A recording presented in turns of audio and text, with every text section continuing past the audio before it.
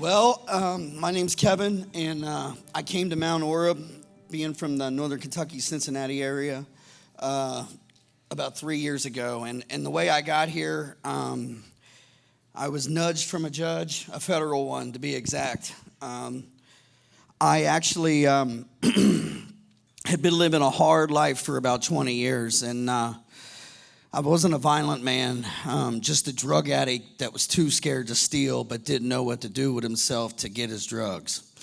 And I went to work for some ugly people, errands, stuff like that. I don't need to get into it.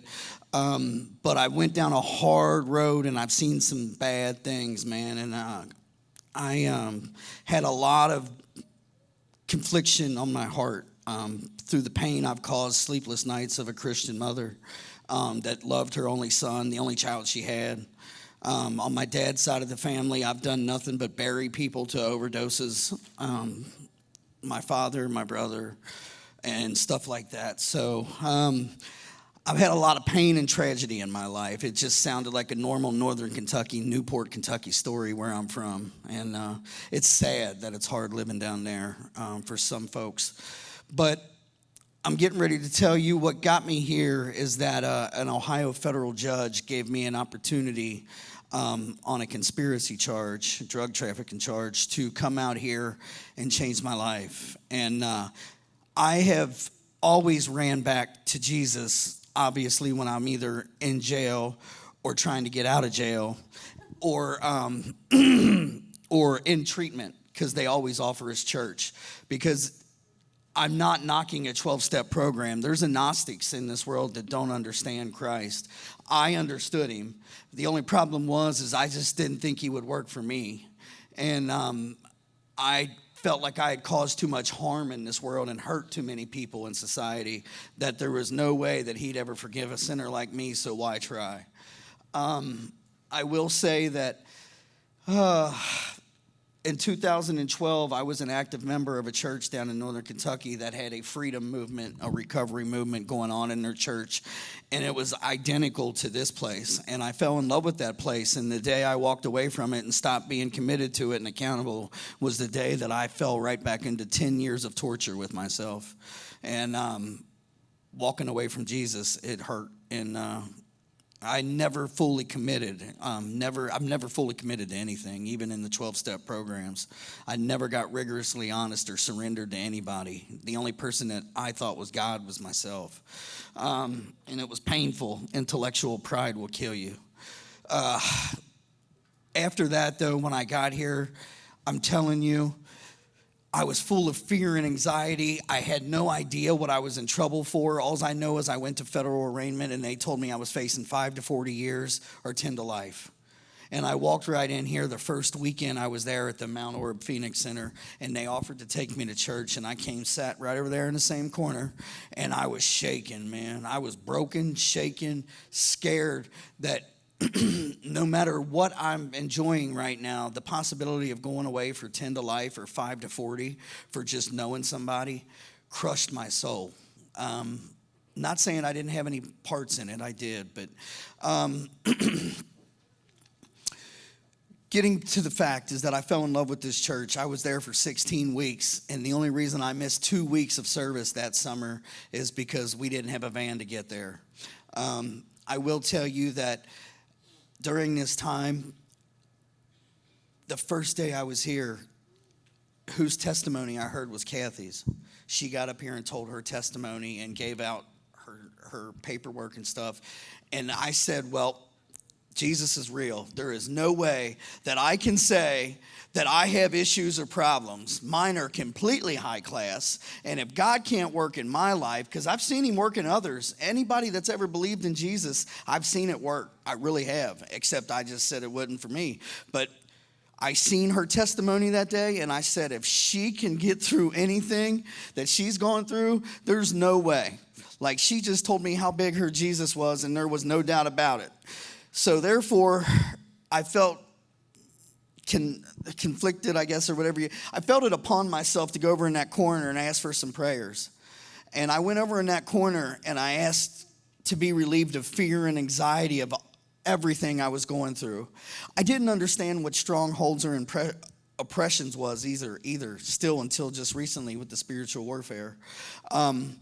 But here's what I did do is that I had my foot in the door. I was over the fence, but giving my life to Jesus again and getting rebaptized and recommitted, I don't know about all that. I still had some issues, you know what I mean? I still had some desires, some vices. I wanted to look good in all eyes of the glory, but I sure as heck didn't want to.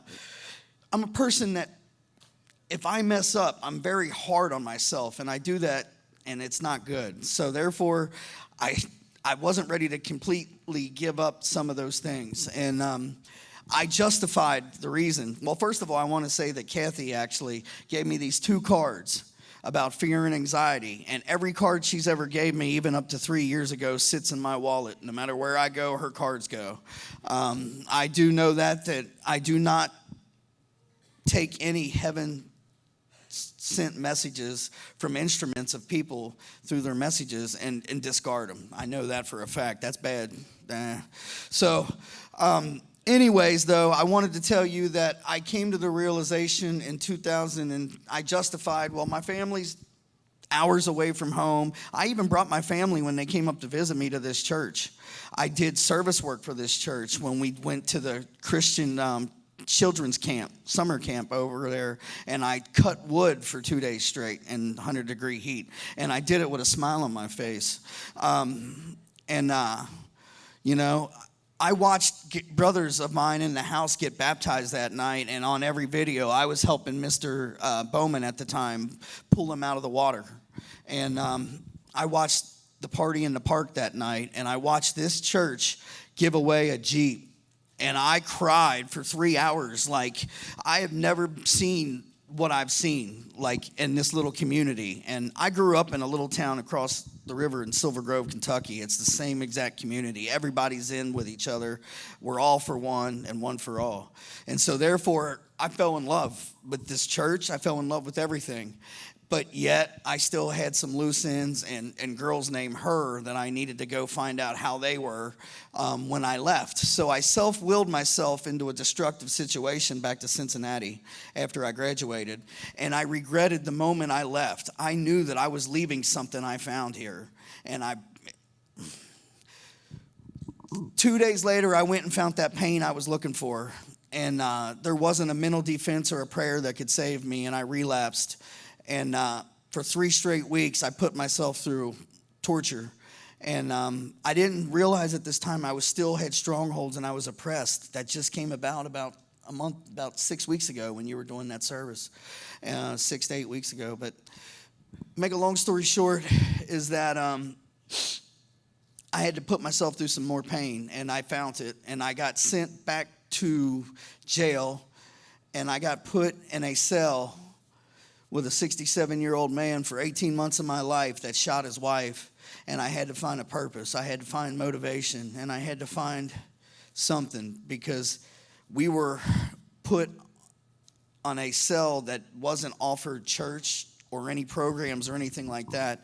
And so therefore, I knew the devil was real and the devil was trying to get a hold of me. And I self-motivated myself with what I could work with over there in Kentucky. And I rode out to churches to come see me. I rode out to, I watched Joel every morning. God bless him. I watched him at 10 a.m. And then I watched a local Kentucky church that's on paid programming, Seven Hills. I did everything to stay self-motivated. I read all 4 volumes of Conversation with God. Let's see here. I read the Bible. But make a long story short is that after 18 months, I found a purpose of helping people in there and asking them, ministering to them and asking them about if they know Jesus and find Christ. And I helped a 67-year-old man that made one bad decision one night, and he is devoted now. He's in recovery.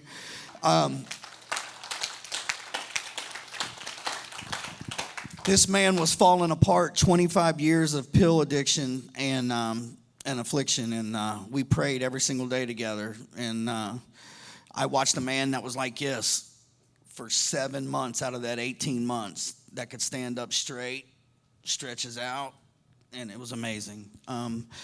Another thing I want to say is I got an opportunity because I found my purpose, and I stopped worrying about how much time I was going to get, and I accepted the fact that I was going to prison, and I was going to find a purpose when I got to that prison, wherever I was going, and I was going to speak the truth and live the truth. And if I ever did get an opportunity, I had a prayer. I just kept telling these guards, you don't know how big my Jesus is. Once I got a court date, I told them. And I got another opportunity to go to treatment. They said, where do you want to go? I said, I got some unfinished business out there in Mount Orab. I need to come back. So I went back out to that Phoenix Center. They tried to tell me 3 days in that they wanted me to go to Jackson to their new program, and I said, no, I got some unfinished business in Mount Orab. You don't understand. I'm not leaving where I found Jesus in this church 3 years ago. I regretted the fact I ever did it, and I ain't doing it again. If you want to send me back to jail, then that's your prerogative. I'll find somewhere next to Mount Orab that'll get me in somewhere, but I am not going anywhere else but here. I'm not doing it. I don't even know any of you all, but I felt the love and joy when I walked in the door from everybody that loved on me from the moment I came in here, for the people that still kept up with me and believed in me. You know, I had some unfinished business with Miss Kathy. I had to come see Kathy. I remember when the ministry group came in that Friday night, the first thing I asked Sarah and Nate, I was like, you're from that church that I used to go to? And they're like, yeah. And I was like, because it said I-68. And I was like, did you guys change your name? No, we're a ministry team that's affiliated. I'm like, oh, okay. I was like, do you know Kathy? How is she? Tell her I've been praying for her. So, anyways, though, I will tell you that since the opportunity has came arise, I have not... I have took it full force. I've been rebaptized. I'm not waiting for my family to come up and visit me. They can see pictures. They got pictures. I got a mother that weeps tears of joy that sleeps at night, and I'm not in an institution or prison for her to sleep well. It's amazing, because I said I thought I was going to have to be locked up the rest of my life for her to get a good night's sleep, but that is not the truth. Jesus is real. So I will tell you, last but not least, I said that I'm going to help people like I told you before, and I have a calling, and I've got 30 years of experience of recovery in the 12-step program. My mom's been sober in AA 33 years. She's been a devoted Christian 15. I will tell you that I've been spoon-fed the knowledge of both programs, so I decided to further my education and start the process of getting a certification to be a chemical dependency counselor and giving back, because this man right here told me that we're going to stop the drug addiction and affliction in this county. So I figured if I'm going to be a God soldier, then I might as well join the team. So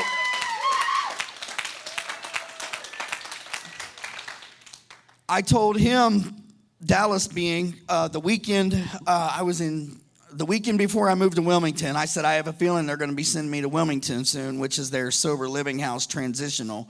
And he was like, you don't want to go to Wilmington? I said, no, I don't want to leave this town. I don't want to leave this county. I'm scared. It's demonic, everything. If I know Jesus is in this county. I know it's right here on this road, and I don't want to leave it. I'm scared. And I know I can make it down to the park, and that's as far as I'm going, because I seen Jesus at that park. He said, you know what? You're not going to Wilmington. Well, Jesus said you need to go but feel like Wilmington is without me. So I ended up feeling a little bit of Wilmington. But I told him if I end up going to Wilmington, it's not going long. So not only did I get that certification while I was in Wilmington studying and doing classwork, I also have job searched. And instead of making Wilmington a home, I have a person in recovery here in this county that works for the Talbert House. That employee referred me. I'm about to be in Georgetown, back in Brown County, working as a resident manager at a sober living house, doing exactly what I said that I was going to do. And you know what I mean? And it's only because every time I come here, I ask for faith and courage and get rid of that anxiety, because transforming back into the real world after being incarcerated for 5.5 years out of the last 7, I've only seen less than 2 years of freedom in the last 7 years. And so therefore, transitioning back into the real world, I'm still not even final sentenced. And I want to say earlier this week, I was talking to Dallas on the way here. My legal team mailed me and said, if you don't go to the penitentiary for the 5 years that I've already pled out and agreed to sign to, because there's a possibility I could go, but it's not happening, that I would get 5 years supervision. Now, if I get that 5 years supervision, that will disqualify me from working for any treatment centers because I'm not allowed to legally be bonded under supervision, and it'll take away my opportunity to get licensed by the Board of Ohio. Here's what I told Dallas this morning. 2 weeks ago, Dallas would have seen me like, I don't know what I'm going to do. You know what I said to Dallas before he even said it? I sent an email back to my legal team. Do you know how big my Jesus is? It's not, I wouldn't come this far. Just like when I was walking in those dark alleys of downtown Cincinnati or Fort Lauderdale, Florida, or Richmond, Virginia, or Ogden, Utah, chasing all those nasty substances, putting my life in penitentiary chances and deadly missions, that he was right beside me. Do you think if I'm working for him and doing his work and living the life he wants me to live, that he's going to fail me? No. So anyways, this is my church. Ministry I-68 is my family, and I am blessed. Thank you, Jesus. Thank you, guys. Thank you.